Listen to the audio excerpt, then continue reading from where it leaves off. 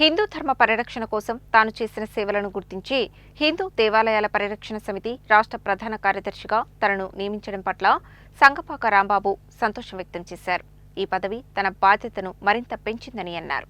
హిందూ దేవాలయ పరిరక్షణ సమితి తెలంగాణ రాష్ట్ర ప్రధాన కార్యదర్శిగా సంగపాక రాంబాబును రాష్ట్ర అధ్యక్షుడు కట్టకొమ్ముల రవీందర్రెడ్డి నియమించారు. ఈ మేరకు ఆయనకు నియామక పత్రం అందించారు. ఈ సందర్భంగా రాంబాబు మాట్లాడుతూ హిందూ ధర్మ పరిరక్షణ, దేవాలయాల సంరక్షణ మరియు సమాజ సేవలో తాను చేసిన కృషిని పరిగణనలోకి తీసుకుని తనను రాష్ట్ర ప్రధాన కార్యదర్శిగా నియమించడం పట్ల సంతోషం వ్యక్తం చేశారు. ఈ పదవి తన బాధ్యతను మరింతగా పెంచిందని, క్రమశిక్షణగా రాష్ట్ర స్థాయిలో దేవాలయాల పరిరక్షణకై కృషి చేస్తానని పేర్కొన్నారు. తనకు అవకాశం ఇచ్చిన హిందూ దేవాలయ సమితి రాష్ట్ర కార్యవర్గానికి కృతజ్ఞతలు తెలిపారు.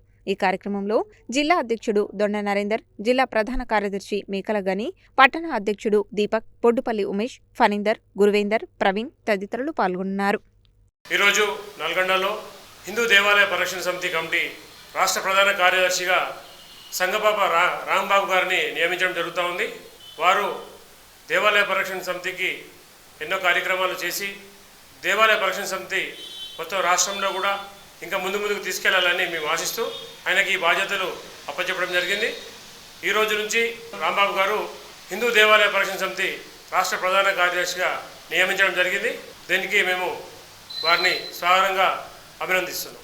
ఈరోజు హిందూ దేవాలయాల పరిరక్షణ సమితి రాష్ట్ర అధ్యక్షులు కట్టకొమ్ముల రవీందర్రెడ్డి గారు నా మీద ఎంతో నమ్మకంతో హిందూ దేవాలయాల పరిరక్షణ సమితి రాష్ట్ర ప్రధాన కార్యదర్శిగా నియమించడం జరిగింది.